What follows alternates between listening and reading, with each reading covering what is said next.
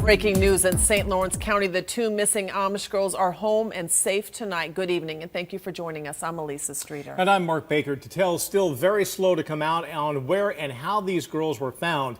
St. Lawrence County District Attorney Mary Rain says the girls turned up cold and wet but unharmed Thursday evening at a home in Richville, not far from where they disappeared in the rural town of Oswegatchie. Now, word of a 12-year-old Fanny and 7-year-old Delilah Miller's return came shortly after about 200 people attended a prayer vigil in that area.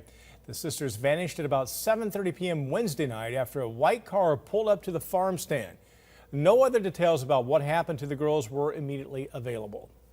Now, we want to give you a better look at the area where the girls went missing and where they were found. St. Louis County is at the tip right here of New York State. Here's the Canadian border. Here's the capital region. Here is Oswegatchie. Let's zoom into the town where the girls were found, which is here, Richville. You can see the whole area, very rural. This is where the girls showed up quite a ways from where, about 15 miles away from where they were taken. A lot of directions to go in that area, which is why getting information on the Amber Alert out quickly is so critical.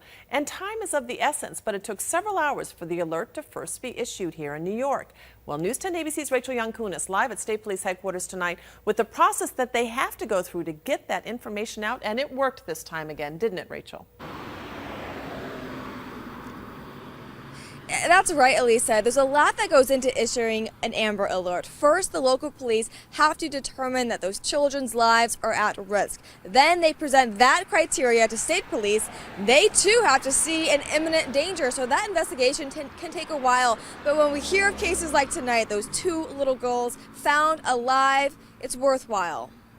It took just more than 24 hours to locate two abducted Amish girls from St. Lawrence County. State police issued an Amber Alert for these counties roughly 3.5 hours after they got the call, making some people wonder what took so long. If they could get it out a little sooner than that, it would be helpful, but sometimes not knowing, not being in law enforcement myself and not knowing the ins and outs of what it takes to get an Amber Alert up and running. And it does take specific criteria. Senior investigator Gary Kelly is the state's Amber Alert coordinator. He tells me local law enforcement must have reasonable cause a child is in imminent danger before state police can issue an Amber Alert. They begin an investigation, they conduct an investigation, they respond to the scene, they do their interviews, they do their searches.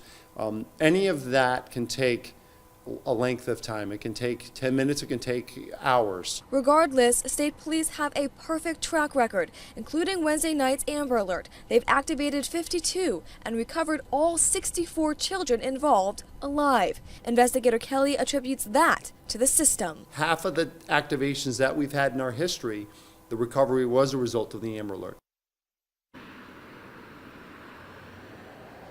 Proving it can be quite effective. Now, there are ways people can get Amber Alerts on their cell phones. They don't have to wait for traffic signs or anything else like that. They have to sign up for what's called wireless emergency alerts. And state police urge that you do, because the more awareness there is, the more chances we have of hearing good news like tonight. Live in Latham, I'm Rachel Yankunis, News 10 ABC.